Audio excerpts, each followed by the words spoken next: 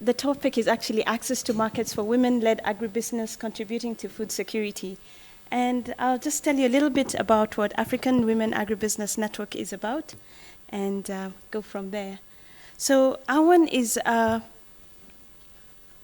not-for-profit company. It's a business membership organization. And we were formed in 2003, primarily for export. So we're looking at women agribusinesses to export to mostly the AGOA market. So that's how we started. But we quickly realized that we needed quantities and a lot of it to be able to access that market. So looking even at the value chain, we were not prepared for that market. So our secretariat is based in Nairobi, and we have membership in Eastern Africa primarily, and we have champions in West Africa, Southern Africa, and Central Africa. And we work through agribusiness clubs and through champions. I think the more we think about how sometimes we navel gaze in East Africa and we think we are very big. But when you look around the continent, women are doing amazing things, women and youth. We have a lady in Namibia, under 30, doing oyster farming, another one making cheese, another one doing cottage industry, making jams. So women from Senegal, Namibia, East Africa. I'm very hopeful about the 400 plus members we already have who are established agribusinesses, but more the AWAN under 30 that are coming up to lower that bar on the 62-year-old average that we have. So excited about the 19-year-olds coming into the agribusiness space, because I think they come with a lot of ideas, and agritech is going to change that. So AWAN's pillars, we have 4 pillars: women economic inclusion, trade, market linkages, and agritech. Agritech is important to us because that's where we catch all the youth, the 30 and under, because it makes they're more interested not in the headscarves and I think that's the image we have of the woman. She has a headscarf, she has a kitambaa, gumboots, and a hoe. And that is not who we want to see the future of Africa as. There is mechanization. There's my friend, is it Nyaboke? The gentleman sitting next to me, he says, when we were introducing ourselves, he said he wants to be a drone because he sees the future of agriculture that way. He made sure I remembered that. So AWAN's value proposition is knowledge and targeted advocacy. If we are going to get where we are, the people with knowledge in agriculture, in agribusiness, are really the ones who are going to make the change. Those who are not knowledgeable or who don't have information on markets, I think they get left out. So we want to make sure that we bring all the women with us by providing knowledge space and a knowledge platform. So AWAN is moving towards innovative technologies in data collection, in analysis and experiences. You see, I think a lot of decisions that we sometimes make are too emotional, and we look on the other side of the fence and we see what is our neighbor doing and begin to copy that.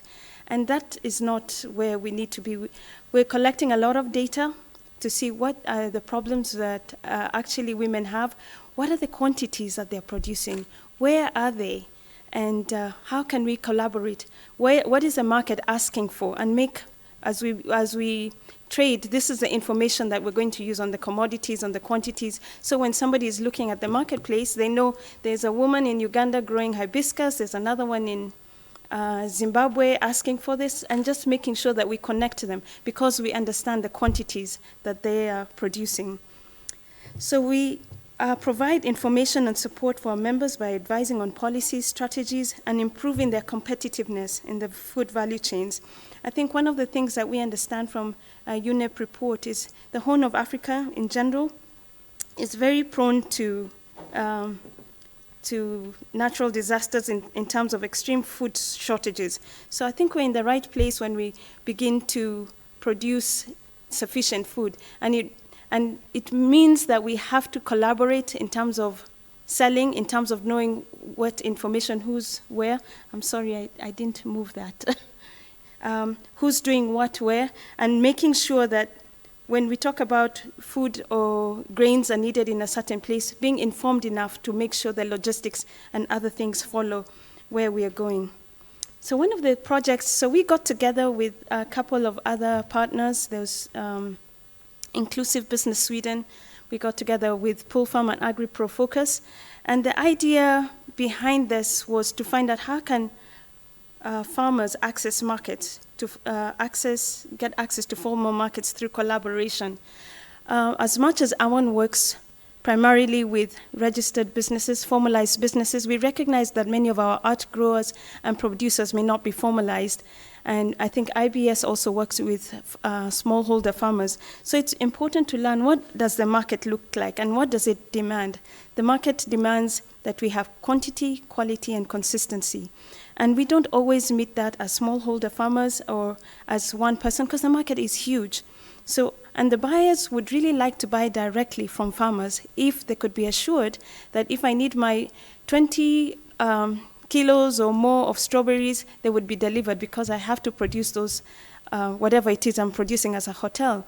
So that uncertainty in the market doesn't like that uncertainty. So it's important that even as we think, who is this buyer and how do they want the produce brought to them, that we also understand who are the farmers, who are the producers, what are their challenges? If market is a challenge, can they work together in a certain way that they can meet the buyer's demands?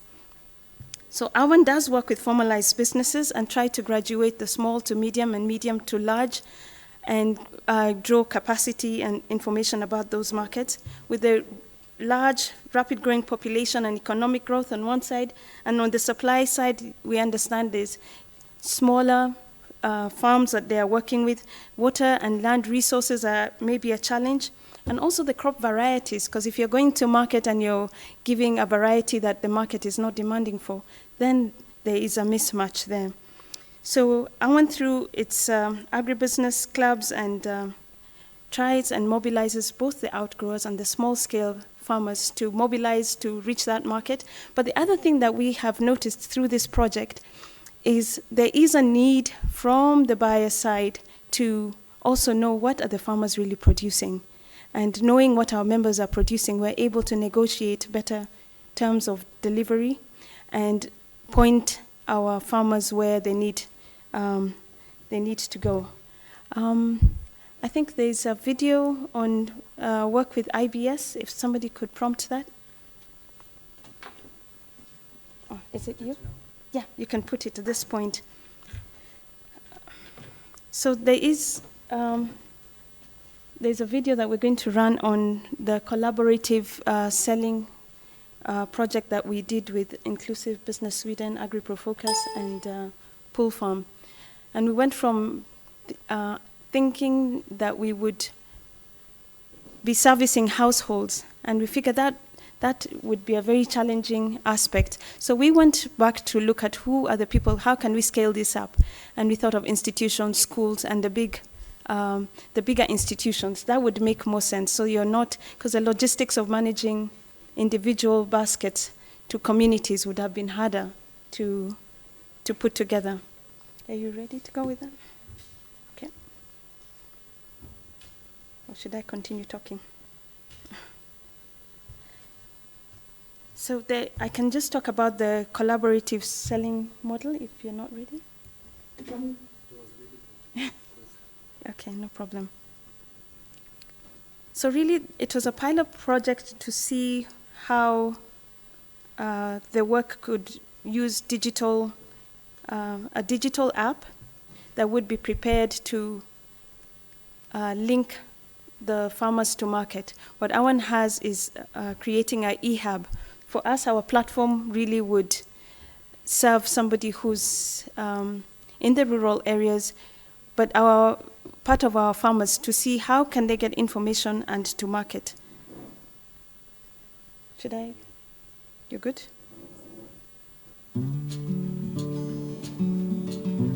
Many hardworking smallholder women farmers in Kenya have difficulty accessing markets.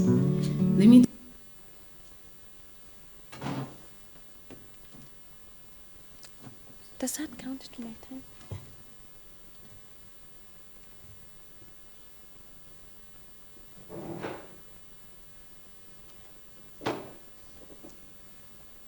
Okay. Sorry about that. Many hardworking smallholder women farmers in Kenya have difficulty accessing markets. Limited market information and the resources to distribute their produce effectively is a challenge. The majority of the farmers who we interviewed were interested in accessing formal markets or large buyers of produce. To me, the small farmer is the one who add up. That's small, and then we reach to the people. You actually sell at a loss, whereby you're working so hard, but then at the end of the day, you find the small farmer is not gaining anything. I would put it this way: if that small farmer actually get a link to the person who will sell, I produce, you come direct to me and buy it. That small farmer will work even twice harder to see that they have achieved and they are going to produce. It's only that there is nobody who is ready to show them the way.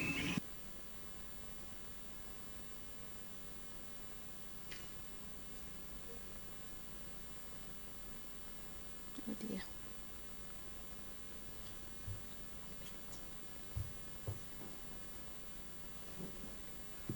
Yet again, I say that small farmer, if you can get a Oh dear. Should we?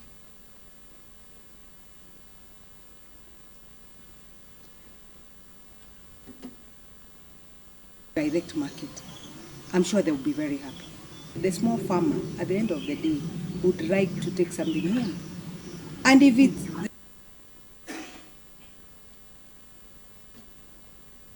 it's worthy, it's something good. Oh dear.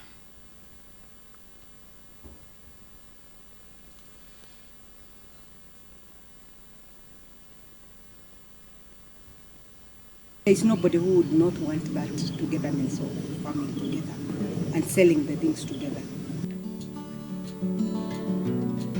African Women Agribusiness Network is a not-for-profit business member organization. And at AWAN, we are always looking for ways to increase access to markets for our members. With this SIANI project, we've been looking for ways that our members can access formal markets easier, especially for women producers or agripreneurs who are seeking to collaborate with others to meet large orders. We have developed a model for women's cooperatives to offer a collaborative selling service to their farmers. Farmers can create a profile where they upload produce they have available for sale. Large buyers will be able to see produce available for sale and place orders on a platform. The cooperative owns and manages the platform where consolidation of produce from farmers is made. The cooperative then manages the quality checking, branding, distribution, and sale of produce. Many forms of collaborative marketing already exist in Kenya, particularly for cash crops and dairy, but it's very difficult to make it work for perishable and other types of produce. One of the reasons this is the case is that it's difficult to find a financially sustainable way to run it. So what we have done is we have developed a business model guide for farmers groups and cooperatives to explore ways of offering collaborative selling for their members. For more information, please visit SIANI's website. Okay, great. So one of the things that we have understood, just to conclude, that women produce, process, and put more than 70% of what we're eating on the table. We make the decisions on what is served. So being part of the conversation is very important, and also thinking of the youth in agribusiness and how to bring them on board. And for AWAN, it means creating really strong business connections, both both with the outgrowers, processing and packaging in a strong way, and meeting what the market demands. We have to be producing what the market demands, not just producing, making it a hobby, because farming is serious business and producing food is serious business, and we're glad to be in that business. Thank you.